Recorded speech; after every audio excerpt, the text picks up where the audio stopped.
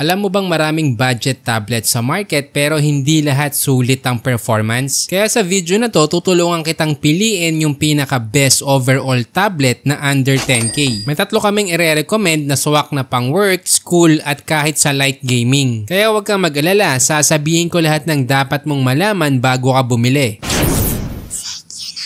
Una sa ating listahan, nandiyan ang Samsung Galaxy Tab A9 with SIM. May 8.7-inch TFT LCD, 60Hz refresh rate at 179 ppi. Naka-Helio G99 on to score na around 400k, 4GB RAM, 64GB storage, expandable hanggang 1TB, naka-Android 13 at upgradable to Android 14. May 8MP main at 2MP front camera. Pagdating sa battery, naka 5100 mAh at 15 watts charger. Para sa iba pang features, may SIM slot at 3.5mm audio jack. May SRP na 8,410 pesos. Ngayon ang susunod sa ating listahan ay ang Infinix XPad with SIM. May 11-inch Full HD Plus IPS LCD, 90Hz refresh rate at 206 ppi. Naka-Helio G99 on to score na around 400k, 4GB RAM, 256GB storage, expandable hanggang 1TB at naka-Android 14. Para sa camera, may 8MP main at 8MP front camera. Dagdag mo din ang 7,000 mAh battery at 18 watts charger. Para sa iba pang features, may SIM slot, USB Type-C with OTG, stereo quad speakers, Dolby Atmos audio, 3.5mm audio jack at face unlock. May SRP na 8,869 pesos. Andito din ang Tecno Megapad 11 with SIM. May 11-inch Full HD Plus IPS LCD, 90Hz refresh rate, 440